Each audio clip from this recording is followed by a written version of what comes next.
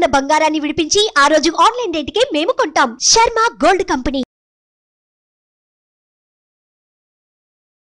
నమస్తే, welcome to Suman TV. నేను మీ యామ్ని. ప్రస్తుతం మనతో ఉన్నారు ప్రముఖ ఆధ్యాత్మికవేత్త, ప్రముఖ జ్యోతిష వాస్తు పండితులు డాక్టర్ గుండపూడి శివసుదేష్ శర్మ గారు ఉన్నారు. గురుగారితో మాట్లాడి మనకున్న సందేహాన్ని అడిగి తెలుసుకుందాం. నమస్కారం గురుగారు. శ్రీమాత్రే నమః. శ్రీ గురుభ్యో నమః. గురుగారు, మనకి జూన్ 6వ తారీఖున పంచగ్రహ కూటమి ఉందంటున్నారండి. అంటే ఈ కూటమి వల్ల ఏమైనా ప్రమాదాలు కానీ ప్రళయాలు కానీ వచ్చే అవకాశం ఉందంటారా? ఇంతకు ముందు ఏమైనా జరిగిన విషయాలంటూ ఉన్నాయా? ఆదిత్యాయ చ సోమాయ మంగళాయ బుధాయ చ గురు శుక్రశనిభ్యశ్చ రాహవే కేతవే నమః. మా జూన్ 6వ తారీఖు పంచగ్రహ కూటమి. పూర్వకాలంలో పంచగ్రహ కూటమి, షష్టగ్రహ కూటమి, సప్తగ్రహ కూటమి, అష్టగ్రహ కూటములు కూడా జరిగినాయి. అంటే 8 గ్రహాలు ఒకే స్థానంలో, 7 గ్రహాలు ఒకే స్థానంలో, 6 గ్రహాలు ఒకే స్థానంలో. ఇవి సర్వసాధారణంగా జరుగుతూనే ఉంటాయి. దీనికి ప్రత్యేకత అంటూ ఏమీ లేదు. గ్రహ సంచారం ఏదైతే ఉంటుందో వాటిల్లో 10 ఏళ్లకోసారి, 12 ఏళ్లకోసారి, 5-6 ఏళ్లకోసారి అలా జరుగుతున్నాం. వీటిలో భయంకరంగా ఏమైనా ఆలోచించాలా? దీని గురించి మనకేమైనా నష్టాన్ని చేకూరుస్తుందా? దీనివల్ల ప్రపంచానికి ఏమైనా నష్టం ఉందా? ముఖ్యంగా మన భారతదేశానికి, మన తెలుగు రాష్ట్రాలకి ఇంకేమన్నా నష్టం వాటిల్లబోతుందా అంటే ఏ రకమైనటువంటి భయం వద్దు అని చెప్తారు. ముఖ్యంగా ఇలాంటివి కొంతమంది చెప్తూ ఉంటారు, అయ్యే భయానకమైనటువంటి పరిస్థితులు వస్తున్నాయి, కరోనా కంటే కూడా ఇంకా ప్రమాదకరమైనటువంటి రోజులు మనం చవి చూడబోతున్నాం ముందు రోజుల్లో. మరి పంచగ్రహ కూటమి 2013లో వచ్చింది. అప్పుడు ఏ కరోనా వచ్చింది? రాలేదు. ఏమీ రాలేదు. కరోనా మనకి తెలిసింది 2020లో తెలిసింది. 19 నుంచి 20 ఆ టైంలో తెలిసింది. 2013లో వచ్చింది, 2009లో ఒకసారి వచ్చింది, 2001లో ఒకసారి వచ్చింది. దానివల్ల ఎవరికి ఏ రకమైనటువంటి నష్టం ఉండదు. ఏదో ఆ గ్రహాలు ఏవైతే రాసులు కొన్ని ఉంటాయో, అష్టమ స్థానం కావచ్చు, ద్వాదశ స్థానం కావచ్చు, అట్లాంటి కొన్ని రాసులకు మాత్రమే చిన్న చిన్న ప్రమాదాలు, నష్టాల వాటిల్లతో ఏమో కానీ ప్రపంచం మునిగిపోయేంత అల్లకల్లోలమైనటువంటి కష్టాలు, నష్టాలు మాత్రం రావు. గురుగారు, ఇప్పుడు 2013లో అంటే ఆ సంవత్సరంలో కేదార్నాథ్లో అంటే వర్షాలు పడి చాలా వరదలు వచ్చి చాలా ప్రమాదం అనేది జరిగింది. దానికి కారణం ఏమేమి ఉండొచ్చు? ఇలాంటి గ్రహాల కూటమి టైంలోనే వచ్చిందంటారు ఈ విషయం కూడా? మంచి ప్రశ్న అమ్మా. ఆ సంవత్సరంలో పంచగ్రహ కూటమి వచ్చింది. ప్రమాదవశాత్తు అనుకోకుండా ఆ వరదలు వచ్చి ముప్పుకు గురైనవి. కానీ ఈ పంచగ్రహ కూటమికి కానీ అక్కడ వచ్చినటువంటి వరదలకు కానీ ఏ రకమైనటువంటి సంబంధమే లేదు. ముఖ్యంగా ఇప్పుడు 2013లో జరిగింది, అది కాకతాళీయంగా జరిగింది. దాన్ని ఒక ప్రమాణంగా తీసుకొని జనాల్ని భయపెడుతూ ఉంటే, ముఖ్యంగా అసలే మన హిందూ ధర్మాన్ని పూర్తిగా విశ్వసించేటువంటి వాళ్ళకి సెంటిమెంట్ ఎక్కువ, భయం ఎక్కువ.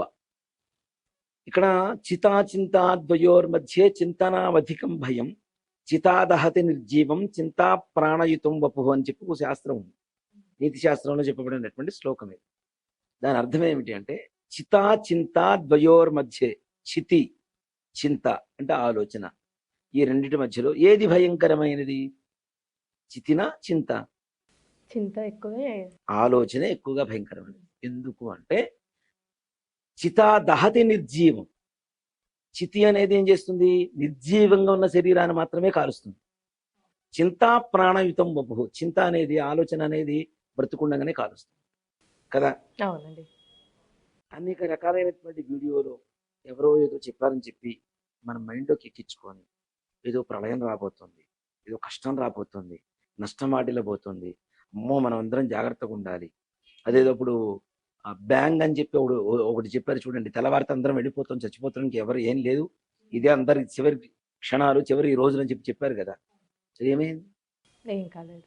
ఏం కాలేదు కదా, అందరం బాగానే ఉన్నాం కదా. ప్రపంచాన్ని వణికించిన కరోనా మహమ్మారి వచ్చిన తర్వాత కూడా మరలా పునర్జీవం పోసుకొని ప్రశాంతంగా బ్రతుకుతున్నాం అందరూ. ఎవరి వ్యాపారాలు వాళ్ళు చేస్తున్నారు, ఎవరు ఉద్యోగాలు వాళ్ళు చేస్తున్నారు, ఎవరి వృత్తి వ్యవహారాలు వాళ్ళు చేసుకుంటూ వెళ్ళిపోతున్నారు ప్రశాంతంగా. అంటే కొంత నష్టం వాటిల్లింది, కాదని చెప్పను. కానీ దానివల్ల మన హిందూ సంస్కృతి కూడా మరలా పునరుద్ధరణ జరిగింది. హ్మ్. షేక్ హ్యాండ్లు ఇచ్చుకోవడం పోయింది కదా అప్పటి నుంచి. నమస్కారం, ఈ నమస్కారం పెట్టమని కొన్ని కొన్ని వేల సంవత్సరాల నుంచి మన సంస్కృతి చెబుతుంది. జ్ఞానేంద్రియాలు 5, పంచేంద్రియాలు 5, ఈ రెండు కలిపితే నమస్కారం కదా.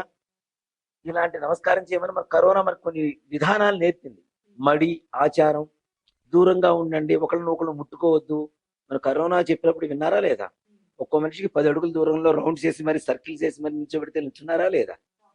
ఇవన్నీ మన ధర్మం, మన హిందూ ధర్మం కొన్ని వేల సంవత్సరాల క్రితమే ఇలాంటివి దగ్గరగా ఉంటే ఇలాంటివి వస్తూ ఉంటాయి అని చెప్పి దాన్ని దూరంగా నిల్చోమని చెప్తే వినరు. కాబట్టి అది ఆచార రూపంలో ఆ వ్యవహారాన్ని మన మానవ జీవనశైలిలోకి తీసుకొని వచ్చారు.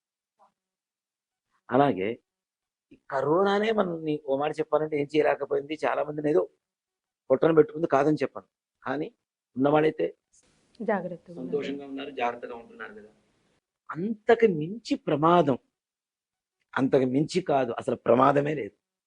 అంతకు మించి కూడా కాదు అసలు ఏ రకమైనటువంటి ప్రమాదము అనేది ఈ పంచగ్రహ కూటమి వృషభ రాశిలో. ఇప్పుడు ఇంకోటి కూడా ఏంటంటే 5వ తారీఖే వృషభ రాశిలోకి 5 గ్రహాలు వస్తున్నాయి. 6వ తారీఖు మనకు అమావాస్య అంటే భయం అవును, మెయిన్ అయితే. కదా. మే 6న అమావాస్య ఉంది. అమావాస్య రోజున పంచగ్రహ కూటమి అంటే జనాలందరూ పరిగెత్తుకుంటూ పోయి పంతులు గారి దగ్గర జపాలు, హోమాలు, తపాలు అవి ఇవి చేయమని చెప్పి డబ్బులు కడుతున్నారు. ఆ విషయం కూడా హైలైట్ అవుతుంది ఇంకెక్కువ. హైలైట్ అవుతుంది. అసలు వాటికి సంబంధం లేనటువంటి వ్యవహారాలని జనాల మనస్సుల్లోకి జొప్పించి భయపెట్టి అలా సంపాదించుకుంటే అన్యాయార్జితం విత్తం వ్యాధి రూపేణ పీడితం చెప్పి శాస్త్రం చెప్తూనే ఉంది. వ్యాధులు ఎలా వస్తాయి? అన్యాయంగా సంపాదిస్తూ ఉంటే ఆ సంపాదన అంతా వ్యాధులకు పెట్టేటువంటి మెడిసిన్స్ కి, టెస్ట్లకి, డాక్టర్లకి సరిపోతూ ఉంది కదా. ఇక్కడ ఉన్నది ఉన్నట్టుగా చెప్పాలి, లేనిది కూడా తీసుకొచ్చి భయభ్రాంతుల్ని గురి చేస్తూ భక్తులకి, జనాలకి అలా చెప్పడం అనేది కరెక్ట్ కాదు. ఈ పంచగ్రహ కూటమిలో వృషభ రాశిలో చంద్రుడు, రవి, బుధుడు, గురుడు, శుక్రుడు. శుక్రుడికి స్వక్షేత్రం, గురుడికి ఉచ్చ, రవికి ఉచ్చ, చంద్రుడికి ఉచ్చ, బుధుడికి ఉచ్చ. ఇంకేం అంటే ఉచ్చ స్థానం అంటారు. శుక్రుడికి స్వక్షేత్రం అవుతుంది, మిగిలిన 4 గ్రహాలు ఉచ్చ స్థానం అవుతుంది. అవి నీచ గ్రహాలు కావు, నీచ స్థానము కాదు ఆ గ్రహాలకి. అలాంటప్పుడు అవి చెడు ఎట్లా ఇస్తాయి? చెడ్డవాడు కూడా మంచివాడు ఇంటికి పోతే మంచిగానే ప్రవర్తిస్తూ ఉంటాడు, అవునా? అలాంటిది ఒక ఉచ్చ స్థితిలోకి ఇన్ని గ్రహాలన్నీ కూడా ఒకటేసారి వస్తున్నాయి అంటే ఇది అదృష్టంగా భావించండి అని చెప్తాను.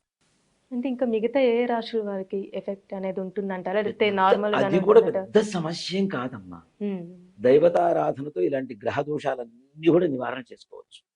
నిజంగా నేను చెప్తున్నాను. 5వ తారీఖు 6వ తారీఖు వస్తుంది. కొన్ని గ్రహాలు 14వ తారీఖు వరకు 4 గ్రహాలు ఉంటాయి, అదే స్థానంలో ఉంటాయి, వృషభ రాశిలోనే ఉంటాయి. 14వ తారీఖు నుంచి 3 గ్రహాలు ఉంటాయి. కొన్ని రోజుల తర్వాత 2 గ్రహాలు వస్తాయి. తర్వాత మళ్ళీ గురుడు ఒక్కడే ఉంటాడు, అవునా? ఇక్కడ దీనివల్ల ఏమవుతుంది? ఏ గ్రహాలైతే మారిపోతున్నాయో వాటి స్వభావం మారిపోతుంది. దీనివల్ల ముఖ్యంగా మనం ఏం చెబుతూ ఉంటామంటే జ్యోతిష్ శాస్త్రంలో గోచారవశాత్తు కావచ్చు, లేదంటే జాతకంలో మన పుట్టిన తేదీ ప్రకారం తీసుకునేటువంటి జాతక రీత్యా కావచ్చు, 8వ స్థానంలో కొన్ని గ్రహాలు ఉంటే చెడు చేస్తాయని చెప్పి ఆలోచన మన జ్యోతిష్ శాస్త్రం చెప్తుంది. తులారాశి వాళ్ళకి 8వ స్థానం అవుతుంది వృషభ రాశి ఒకటి. మిథున రాశి వాళ్ళకి 12వ స్థానం అవుతుంది. అలా కూడాను వాళ్ళకు కూడా పెద్ద నష్టమేం లేదు నిజంగా. అందుకనే ఓ మాట చెప్తాను, ఈ ఏదైతే పంచగ్రహ కూటమి, షష్టగ్రహ కూటములు ఇట్లాంటివి ఏవైతే ఉన్నాయో వాటి వల్ల ఏదైనా ప్రమాదం వస్తుంది అనుకుంటే దాన్ని ముందుగా నివారణ చేసుకోవడానికి కూడా మార్గాలు ఉన్నాయి, మనకి మార్గం అనేది ఉంది తప్పనిసరిగా.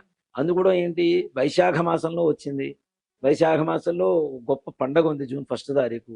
నిజంగా రాబోయే ప్రమాదానికి మనం ఎట్లయితే ఇప్పుడు ఏదైనా ఒక పని ఉంది, డబ్బు ఖర్చు ఉంటుంది, దానికి సంపాదన ఎట్లా దాచిపెట్టుకుంటాం, అలాగనే ప్రమాదం రాబోతుంది కాబట్టి దాని ముందుగా ఏదైనా నివారణ కానీ, దైవ ధ్యానం కానీ, దేవుడి పూజ కానీ ఏదైనా చేసుకోవడం ద్వారా ఇలాంటివన్నీ కూడా నివారణ చేసుకోవచ్చు. అసలు నిజంగా మాట చెప్పాలి అంటే ఎవరికి ఏ రకమైనటువంటి కష్టం, నష్టం రాదు రాదు రాదు. అంటే నివారణ అన్నారండి. ఏ విధంగా చేసుకుంటే మంచిదంటారు? ఏం ఏ లేదు. దైవాన్ని ఆరాధిస్తే మంచిది ఆ రోజు? ఇక్కడ మనం ఏ దేవత సహస్రనామార్చనలో తీసుకున్నా వాటిల్లో ఎక్కువగా గ్రహాలన్నీ కూడా గ్రహ స్వరూపంగా చెప్పబడుతూ ఉంటుంది. దీంట్లో ముఖ్యంగా ఆంజనేయ స్వామి వారి సహస్రనామార్చన ఉంటుంది. హ్మ్. దాంట్లో సూర్యాయ నమః, చంద్రాయ నమః, కుజాయ నమః, సౌమ్యాయ నమః, గురవే నమః, రాహవే నమః, కేతవే నమః, శనీశ్వరాయ నమః, నవగ్రహాలు మొత్తం కూడాను ఆయన స్వరూపమనే చెప్తూ ఉన్నారు. హ్మ్. అట్లానే అష్టదిక్పాలకులు కూడా వస్తాయి ఆయన నామాన్ని. ఇంద్రాయ నమః, అగ్నేయ నమః, యమాయ నమః, నిరుతే నమః, వరుణాయ నమః, వాయువే నమః, కుబేరాయ నమః, ఈశానాయ నమః, ఇవన్నీ కూడా ఆయన స్వరూపాలుగా చెప్తూ ఉన్నారు. అంతేకాకుండా రాహుగ్రహం కొన్ని విధాలుగా వరం ఇచ్చింది ఆంజనేయ స్వామి వారికి. శనీశ్వరుడు ఆంజనేయ స్వామి వారి పాదాల కింద ఉంటాడు అని చెప్పి అందరం నమ్ముతూ ఉంటాం. ఆయన శరణాగతి పొందితే శనీశ్వరుడు కూడా ఏం చేయడు అని చెప్పి.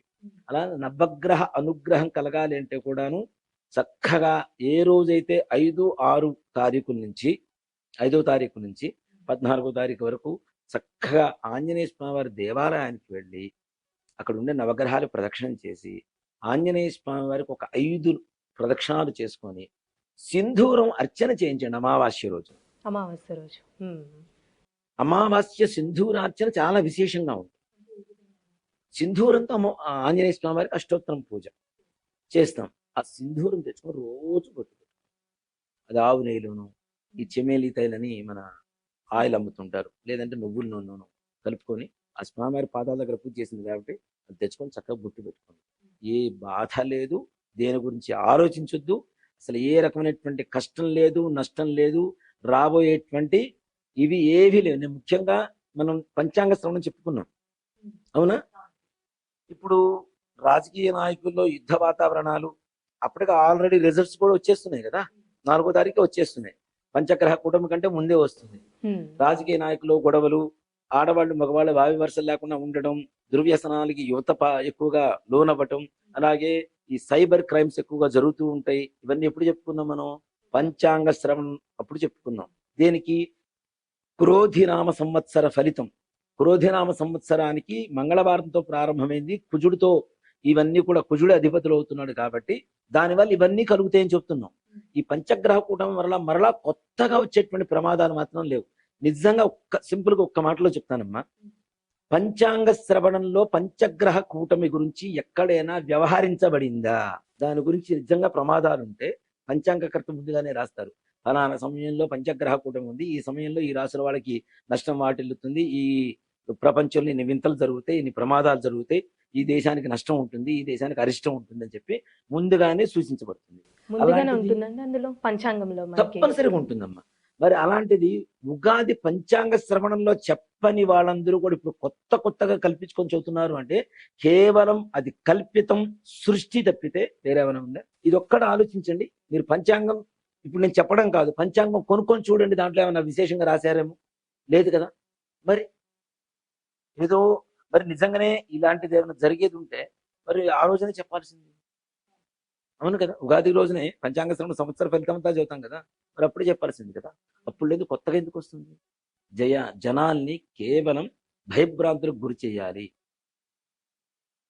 ఏదో విధంగా ముందుకెళ్ళాలి, జనాల్లోకి వెళ్ళాలి అంటే నెగిటివ్ గా వెళ్ళడం కాదు, ఉన్నది ఉన్నట్టుగా చెప్తే నిజంగా అంటే 1000 మందిని భయపెట్టేదానికంటే 10 మందిని దాంట్లోంచి ఆ భయంలోంచి బయటికి తీసుకొస్తే చాలు, అంతే కదా, నిజం చెప్పి.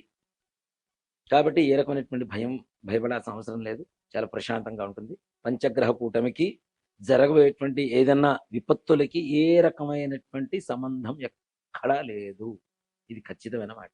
చాలా చక్కగా తెలియజేశారు గురుగారు. అలానే పరిహారం కూడా తెలియజేసినందుకు ధన్యవాదాలు మీకు. శ్రీమాత్రే నమః. శ్రీ గురుభ్యో నమః.